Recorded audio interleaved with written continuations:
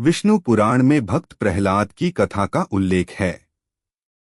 प्रहलाद भगवान विष्णु के अनन्य भक्तों में से एक थे और इनकी कहानी अत्यंत रोचक और बच्चों के लिए प्रेरणादायक है। महर्षि कश्यप की पत्नी दक्षपुत्री दिति के गर्भ से दो महान पराक्रमी बालकों का जन्म हुआ। इनमें से बड़े का नाम हिरण्यकश्यप और छोटे का नाम हिरण्याक्ष था। दोनों भाइयों में बड़ी प्रीति थी। दोनों ही महाबलशाली, अमित पराक्रमी और आत्मबल संपन्न थे। दोनों भाइयों ने युद्ध में देवताओं को पराजित करके स्वर्ग पर अधिकार कर लिया। एक समय जब हिरण्याक्ष ने पृथ्वी को रसातल में ले जाकर छिपा दिया, तब भगवान विष्णु ने वराह अवतार लेकर पृथ्वी की रक्षा के लिए हिरण्याक्ष का वध किया। अपने प्रिय भाई हिरण्याक्ष के वध से दुखी होकर हिरण्यकश्यप ने दैत्यों को प्रजा पर अत्याचार करने की आज्ञा देकर स्वयं महेंद्राचल पर्वत पर चला गया। वह भगवान विष्णु द्वारा अपने भाई की हत्या का बदला लेने के लिए ब्रह्मा जी की घोर तपस्या करने लगा। इधर दैत्यों के राज्य को राजा विहीन देखकर देवताओं ने उन पर आक्रमण कर दिया। दैत्यगण इस युद्ध में पराजित हुए और पाताल लोक को भाग गए। देवराज इंद्र ने हिरण्यकश्यप के महल में प्रवेश करके उसकी पत्नी कयाधु को बंदी बना लिया। उस समय कयाधु गर्भवती थी, इसलिए इंद्र उसे साथ लेकर अमरावती की ओर जाने लगे। रास्ते में उनकी देवर्षि नारद से भेंट हो गई। नारद जी ने पूछा, देवराज, इसे कहाँ ले जा रहे हो? इंद्र ने कहा, देवर्षे, इसके गर्भ में हिरण्यकशिपु का अंश है, उसे मारकर इसे छोड़ दूंगा। यह सुनकर नारद जी ने कहा, देवराज, इसके गर्भ में बहुत बड़ा भगवत भक्त है, जिसे मारना तुम्हारी शक्ति के बाहर है, अतः इसे छोड़ दो। नारद जी के कथन का मान रखते हुए इंद्र ने कयाधु को छोड़ दिया और अमरावती चले गए। नारद जी कयाधु को अपने आश्रम पर ले आए और उससे बोले, बेटी, तुम यहाँ आराम से रहो जब तक तुम्हारा पति अपनी तपस्या पूरी करके नहीं लौटता। कयाधु उस पवित्र आश्रम में नारद जी के सुंदर प्रवचनों का लाभ लेती हुई सुखपूर्वक रहने लगी, जिसका गर्भ में पल रहे शिशु पर भी गहरा प्रभाव पड़ा। समय होने पर कयाधु ने एक पुत्र को जन्म दिया, जिसका नाम प्रहलाद रखा गया। इधर हिरण्यकश्यप की तपस्या पूरी हुई और वह ब्रह्मा जी से मनचाहा वरदान लेकर वापस अपनी राजधानी चला आया। कुछ समय के बाद कयाधु भी प्रहलाद को लेकर नारद जी के आश्रम से राजमहल में आ गई। जब प्रहलाद कुछ बड़े हुए तब हिरण्यकश्यप ने उनके शिक्षा की व्यवस्था की। प्रहलाद गुरु के सान्निध्य में शिक्षा ग्रहण करने लगे। एक दिन हिरण्यकश्यप अपने मंत्रियों के साथ सभा में बैठा हुआ था। उसी समय प्रहलाद अपने गुरु के साथ वहां गए। प्रहलाद को प्रणाम करते देखकर हिरण्यकश्यप ने उसे अपनी गोद में बिठाकर दुलार किया और कहा, वत्स, तुमने अब तक अध्ययन में निरंतर तत्पर रहकर जो कुछ सीखा है, उसमें से कुछ अच्छी बात सुनाओ। तब प्रहलाद बोले, पिताजी, मैंने अब तक जो कुछ सीखा है उसका सारांश आपको सुनाता हूँ। जो आदि, मध्य और अंत से रहित, अजन्मा, वृद्धिक्षय से शून्य और अच्युत हैं, समस्त कारणों के कारण तथा जगत के स्थिति और अंतकर्ता उन श्रीहरि को मैं प्रणाम करता हूँ। यह सुनकर दैत्यराज हिरण्यकश्यप के नेत्र क्रोध से लाल हो उठे। उसने कांपते हुए होठों से प्रहलाद के गुरु से कहा, अरे दुर्बुद्धि ब्राह्मण, यह क्या? तूने मेरी अवज्ञा करके इस बालक को मेरे परम शत्रु की स्तुति से युक्त शिक्षा कैसे दी? गुरुजी ने कहा, दैत्यराज, आपको क्रोध के वशीभूत नहीं होना चाहिए। आपका पुत्र मेरी सिखाई हुई बात नहीं कह रहा है। हिरण्यकश्यप बोला, बेटा प्रहलाद, बताओ तुमको यह शिक्षा किसने दी है? तुम्हारे गुरुजी कहते हैं कि मैंने तो इसे ऐसा उपदेश दिया ही नहीं है। प्रहलाद बोले, पिताजी, हृदय में स्थित भगवान विष्णु ही तो संपूर्ण जगत के उपदेशक हैं। उनको छोड़कर और कौन किसी को कुछ सिखा सकता है? हिरण्यकश्यप बोला, अरे मूर्ख, जिस विष्णु की तू स्तुति कर रहा है वह मेरे सामने कौन है? मेरे रहते हुए और कौन परमेश्वर कहा जा सकता है? फिर भी तू मौत के मुख में जाने की इच्छा से बार बार ऐसा बक रहा है।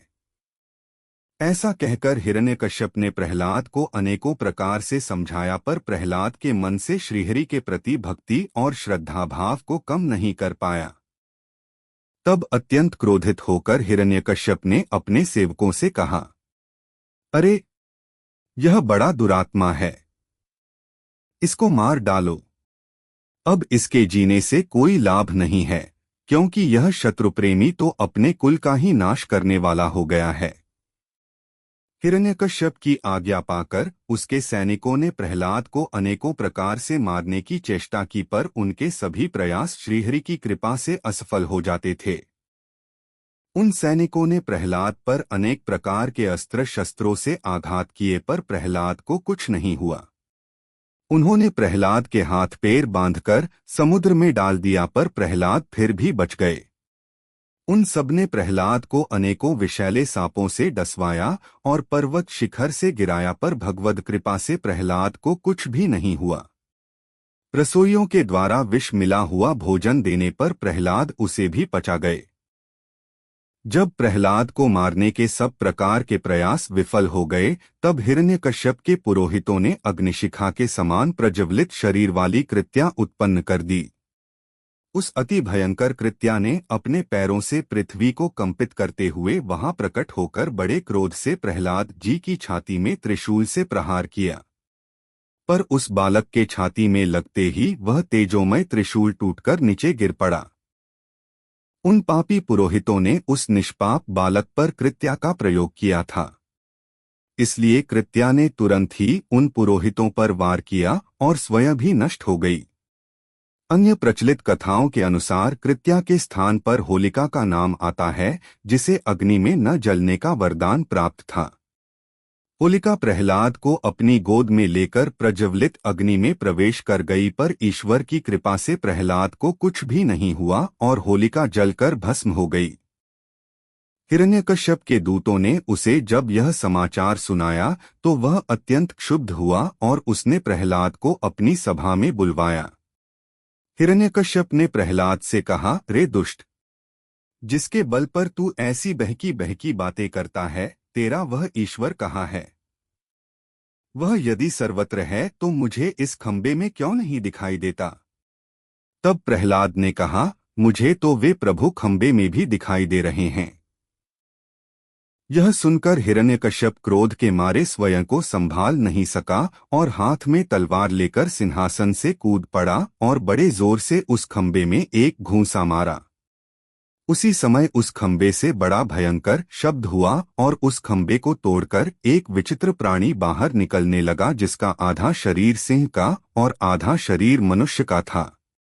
यह भगवान श्रीहरि का नृसिंह अवतार था। उनका रूप बड़ा भयंकर था। उनकी तपाए हुए सोने के समान पीली पीली आंखें थीं, उनकी दाढ़ें बड़ी विकराल थीं और वे भयंकर शब्दों से गर्जन कर रहे थे। उनके निकट जाने का साहस किसी में नहीं हो रहा था। यह देखकर हिरण्यकश्यप सिंहनाद करता हुआ हाथ में गदा लेकर नृसिंह भगवान पर टूट पड़ा। तब भगवान भी हिरण्यकश्यप के साथ कुछ देर तक युद्ध लीला करते रहे और अंत में उसे झपटकर दबोच लिया आए और उसे सभा के दरवाजे पर ले जाकर अपनी जांघों पर गिरा लिया और खेल ही खेल में अपनी नखों से उसकी छाती को फाड़कर उसे पृथ्वी पर पटक दिया। फिर वहां उपस्थित अन्य असुरों और दैत्यों को खदेड़ खदेड़ कर मार डाला। उनका क्रोध बढ़ता ही जा रहा था। वे हिरण्यकश्यप की ऊंची सिंहासन पर विराजमान हो गए। उनकी क्रोधपूर्ण मुखाकृति को देखकर किसी को भी उनके निकट जाकर उनको प्रसन्न करने का साहस नहीं हो रहा था। हिरण्यकश्यप की मृत्यु का समाचार सुनकर उस सभा में ब्रह्मा, इंद्र, शंकर, सभी देवगण, ऋषिमुनि, सिद्ध, नाग, गंधर्व आदि पहुँचे और थोड़ी दूरी पर स्थित होकर सभी ने अंजलि बांधकर भगवान की अलग अलग से स्तुति की, पर भगवान नृसिंह का क्रोध शांत नहीं हुआ। तब देवताओं ने माता लक्ष्मी को उनके निकट भेजा, पर भगवान के उग्र रूप को देखकर वे भी भयभीत हो गईं। तब ब्रह्मा जी ने प्रहलाद से कहा, बेटा, तुम्हारे पिता पर ही तो भगवान क्रुद्ध हुए थे, अब तुम ही जाकर उनको शांत करो। तब प्रहलाद भगवान के समीप जाकर हाथ जोड़कर साष्टांग भूमि पर लेट गए और उनकी स्तुति करने लगे। बालक प्रहलाद को अपने चरणों में पड़ा देखकर भगवान दयार्द्र हो गए और उसे उठाकर गोद में बिठा लिया और प्रेम पूर्वक बोले, वत्स प्रहलाद, तुम्हारे जैसे एकांत प्रेमी भक्त को यद्यपि किसी वस्तु की अभिलाषा नहीं रहती, पर फिर भी तुम केवल एक मनवंतर तक मेरी प्रसन्नता के लिए इस लोक में दैत्याधिपति के समस्त भोग स्वीकार कर लो। भोग के द्वारा पुण्य कर्मों के फल और निष्काम पुण्य कर्मों के द्वारा पाप का नाश करते हुए समय पर शरीर का त्याग करके समस्त बंधनों से मुक्त होकर तुम मेरे पास आ जाओगे। देवलोक में भी लोग तुम्हारी विशुद्ध कीर्ति का गान करेंगे। यह कहकर भगवान नृसिंह वही अंतर्ध्यान हो गए। विष्णु पुराण में पराशर जी कहते हैं, भक्त प्रहलाद की कहानी को जो मनुष्य सुनता है उसके पाप शीघ्र ही नष्ट हो जाते हैं। पूर्णिमा, अमावस्या, अष्टमी और द्वादशी को इसे पढ़ने से मनुष्य को गोदान का फल मिलता है। जिस प्रकार भगवान ने प्रहलाद जी की सभी आपत्तियों से रक्षा की थी, उसी प्रकार वे सर्वदा उसकी भी रक्षा करते हैं जो उनका चरित्र सुनता है।